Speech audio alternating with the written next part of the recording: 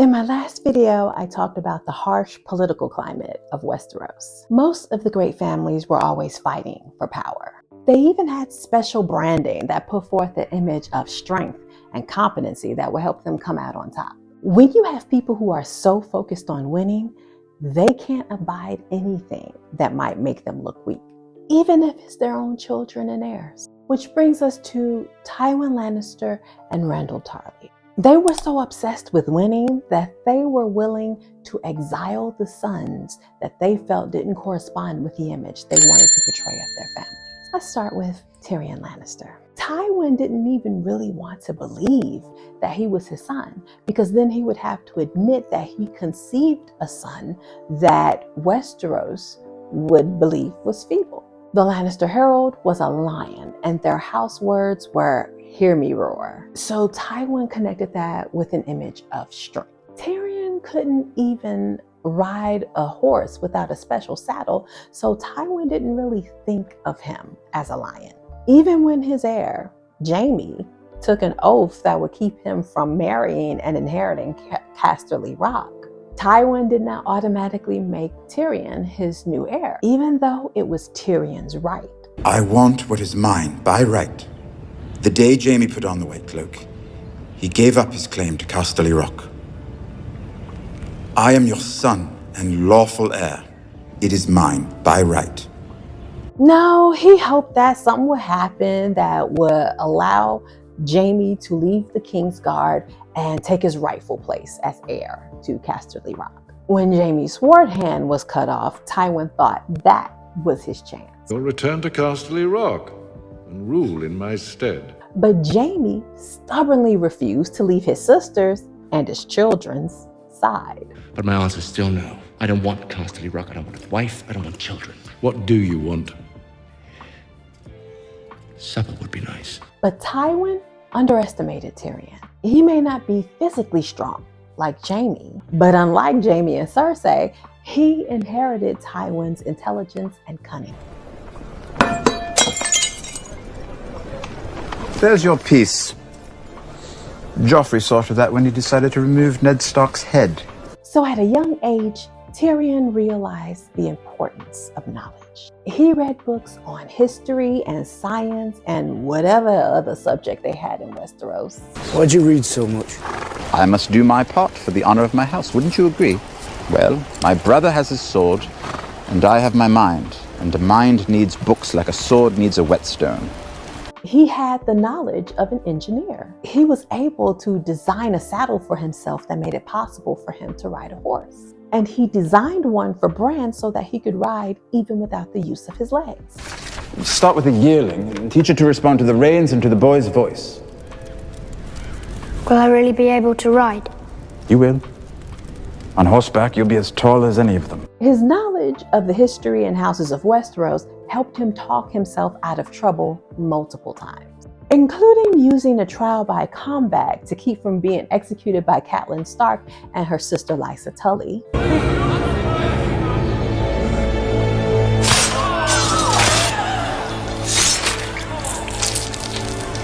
Turning the clan that was going to attack and kill him into his own mercenary army. My house is rich and powerful. If you see us through these mountains, my father will shower you with gold. And using the wildfire that King Aerys II was going to use to burn down King's Landing to defend against Stannis Baratheon.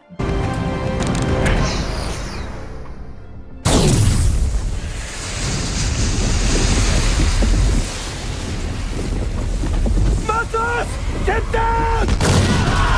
Eventually, Tywin realized that Tyrion was the smartest of his three children. I always thought you were a stunted fool. Perhaps I was wrong. You will go to King's Landing. And do what? Rule. You will serve as Hand of the King in my stead.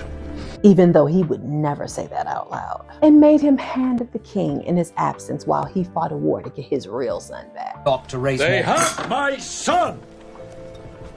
Tywin did not have to make Tyrion Hand. He could have chosen anyone. He could have made Cersei the protector of the realm and put her in charge until he came back.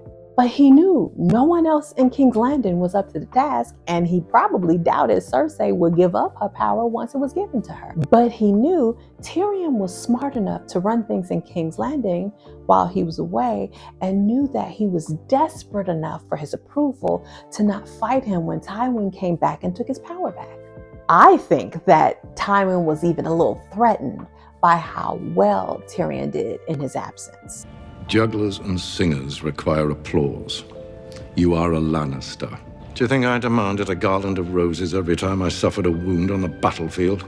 Which is why instead of putting him in regular quarters, he put him in the worst room he could find. He needed to take Tyrion down a peg for being so successful, and made sure no one gave Tyrion the credit he deserved for saving the city.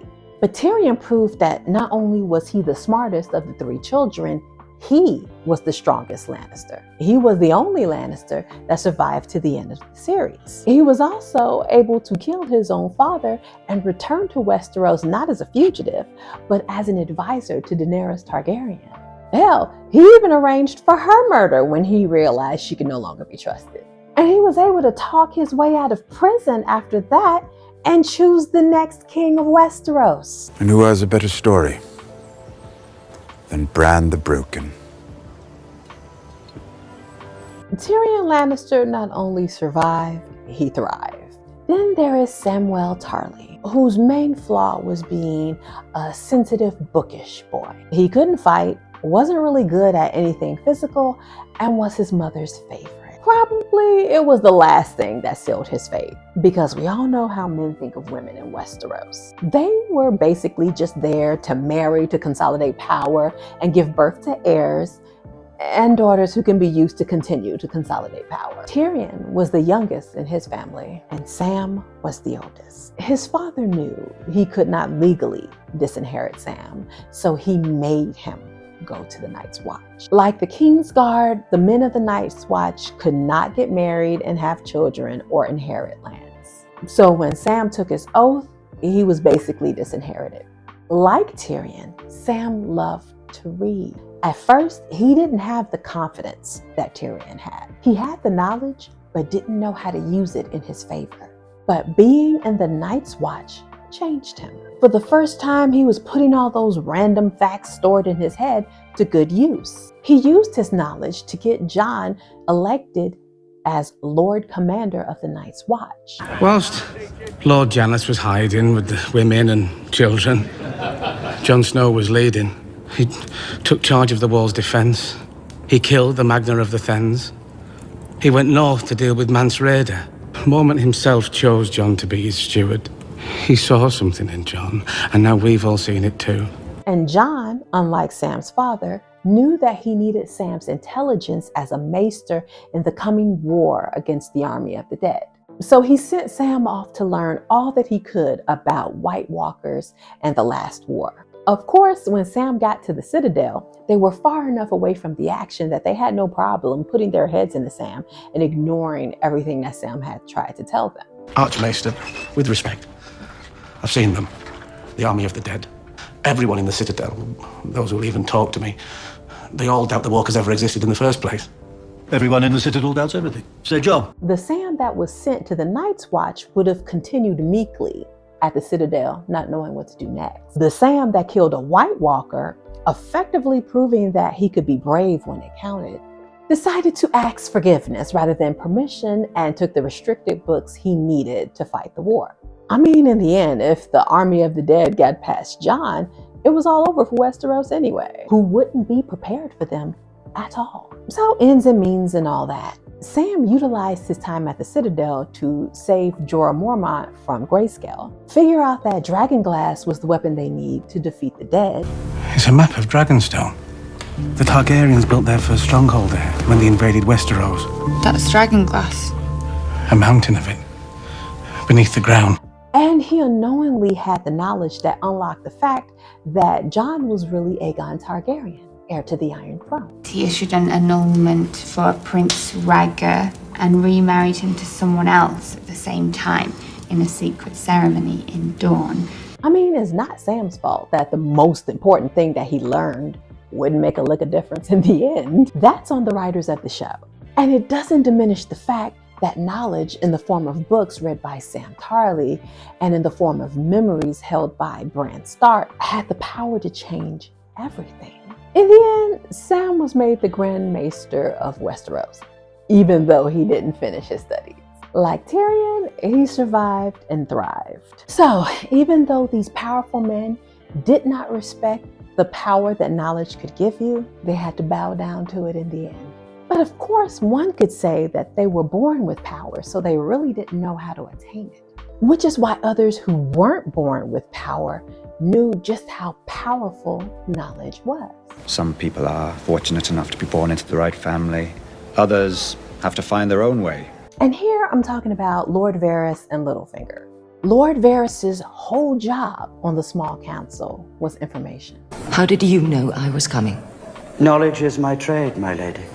What sort of doom does the king face?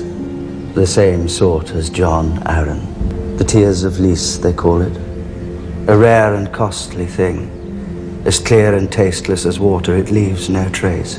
And he not only knew what to tell to keep himself in his position, he knew what not to tell. He never let anyone know who his little birds were. Because kind of like on Anaconda when that dude taught Ice Cube how to steer the boat and he died, Varys knew that if he gave up his secrets, they wouldn't need him anymore. Also, Lord Varys was really good at playing all sides to stay on top while maneuvering behind the scenes. But influence is largely a matter of patience, I have found. Once I had served the sorcerer's purpose, he threw me out of his house. I became an excellent thief, and soon learned that the contents of a man's letters are more valuable than the contents of his purse. Influence grows like a weed. I tended mine patiently until its tendrils reached from the Red Keep all the way across to the far side of the world. The sorcerer. With his knowledge, he was able to maintain the status quo while also plotting a coup to overtake the throne. Power is a curious thing, my lord. Power resides where men believe it resides. It's a trick, a shadow on the wall. And a very small man can cast a very large shadow. He backed Daenerys until she started to look a little crazy and was ready to switch his alliance to Jon, but he was burnt to a crisp before he can put any plans in motion. He doesn't want the throne. That's why he bent the knee. Have you considered the best ruler might be someone who doesn't want to rule? Dracarys.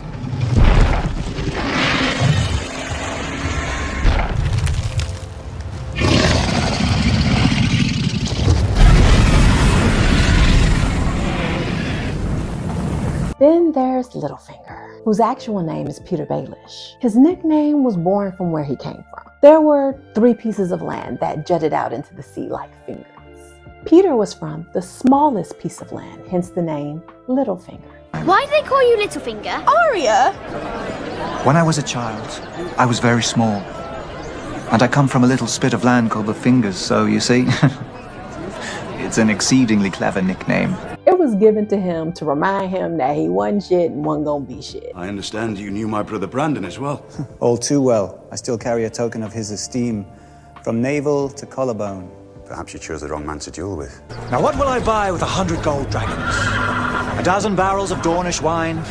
Or a girl from the pleasure houses of Lys? You could even buy a friend.